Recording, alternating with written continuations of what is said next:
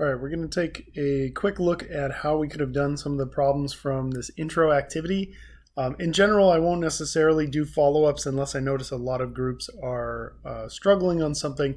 With this one, I'm doing a follow-up just because this is our first activity, so we were a little bit behind on time for some of the groups. And so I want to make sure we're feeling good about this because some of this type of stuff will be on the individual project for Unit 1, and we certainly use these ideas moving forward. So for the first one, how many games did the Hornets play? How many points did they score? And how many points did they score on average? All that kind of stuff. So we can copy the data. We can bring it over to Excel, and you can use Control-C or I think also Command-C to copy the data.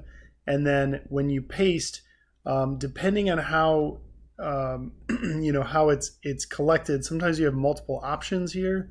So I can paste it with formatting, just has the cells and the centering, and here it's just matching the destination, so not really any formatting in there. So the first part of this, how many games, so we can just count, right? We can use that count function and just look at all of our data there. And if we count that, we say, okay, there were 72 total entries here. So basically, this is going to count anything that has a numerical value. So 72 values, and in this case, that meant 72 games that were played. So for that first one, how many games did they play? Just 72. Yes, you could definitely, say, well, we've got 6 rows, and I think we have, 12 columns. So you could say 6 times 12. That's fine. As we go on forward, it's going to be a lot easier to use Excel though. So maybe for A, you didn't have to use it, but for B, how many points did they score during the entire season? Yeah, we're probably going to want to use Excel for that. So we're going to use the sum function, and we're just going to collect all of that data again.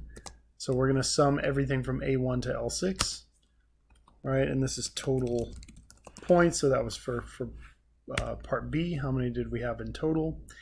And then for part C, we're going to say, okay, what is our average points per game? So we're going to say, what's the average of all of these?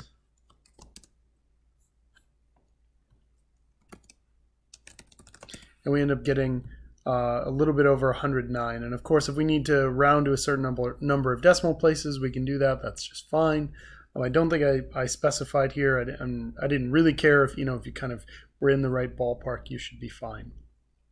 So the one I was really interested in was part D, because a couple of groups noticed that if we just take our data, so let's just highlight our data and insert, and you could definitely do recommended charts, or you could go to the histograms right here and just say, I know I want a histogram. So a few groups notice, like, hey, wait a minute. If I look at the frequencies here, so like there are 2 scores between 86 and 103, 7 scores between 103 and 120, and then 3 scores above 120. Yeah, that's only 12 entries, but I thought we had 72 games. So what's the deal? What's going on there? What Excel does is it just takes a single row or column of data to create your histogram. So that's why, this one was a little bit flawed. So had we not realized that, what we should have done is just click on the horizontal axis here, and we're going to format that. So let's format the axis. And then we can say, okay, number of bins, we wanted to change that to, bin width was what we wanted, I believe. I should double check here. What did we say? Bins of width 10. Yes, so bin width of 10. So we change this to 10 and we just hit enter, and then it will adjust. And so this is fine, for the 12 data points that it's looking at, this is fine. But it's actually not representative of all the ones we want. So I'm going to take this data, I'm going to bring it over to just a blank sheet here, kind of start over. So there are ways to take something like this and say, I want to collect all of this for a histogram, but it's a little bit challenging. So what we're going to do for this one is we're just going to use Control X, which is to cut, and it's going to paste it over here. And so I'm just going to do this a few times until I do actually get a single column. And again, it's a little bit tedious to do this. There are other ways to go about this, I should mention, but this one is kind of the most straightforward. It's not that big a data set, so it's fine to just take a few seconds and do that. And now if we highlight all of that data and we go to insert, and again, you could do recommended charts. Histogram is going to be one of the ones on there. We definitely don't want a line chart. But yeah, we could do recommended charts, or we could just go to the histogram straight away. And now certainly this one is going to have much higher frequencies, so how many times these various things occurred. And we can go to, again, let's just click on our horizontal axis here. And then if we click on the little bars, that's going to allow us to mess with our axis options. We could also right click, right, and format the axis. It'll take us to the same place. So here I'm going to do bin width, and I'm going to change this to 10, hit enter, and now it's going to adjust. If you want to alter the overflow or underflow, that's totally fine. All I had asked for was bin width, so this is a perfectly acceptable way to go. Remember that a parenthesis means that value is not included. A bracket means it is included. The only other thing that I would have suggested to change is the chart title here. So we could say something like Charlotte Hornets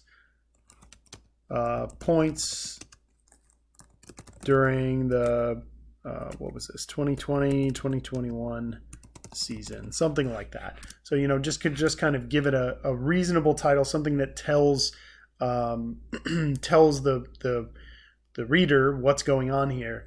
And then you have a couple different options as far as getting this back into your document. Honestly, the easiest thing, I don't need this to be like a clickable thing, so you can just use the snipping tool if you're working in with a PC or something like that. Microsoft will certainly have this, and so you could just copy this back over, and that would be totally fine, and then you can adjust the size or whatever you need to do. And sometimes that's definitely the case where you're going to bleed on to the next page, and that's okay. We can kind of format this a little bit and make it look a little bit nicer or whatever, but I'm not too worried about that, honestly. So that's something we could do. You could also try to just copy it and say, okay, maybe I can Control C, copy this guy, or right click perhaps and copy it. And let me see if that'll copy over here. So again, it does copy over pretty nicely, so that's just fine. And you can try to format that and see if, yeah, it actually goes up here where we sort of want it to be, whatever. So you have a couple different choices, and sometimes it's just going to take a little bit of clicking around to figure some of those pieces out. Okay, so that's the video for the first one. I'm going to make another video for probably not number 2. It seemed like most groups were doing okay with number 2, but number 3, it seemed like we had some questions on. So I'll make a separate video for number 3.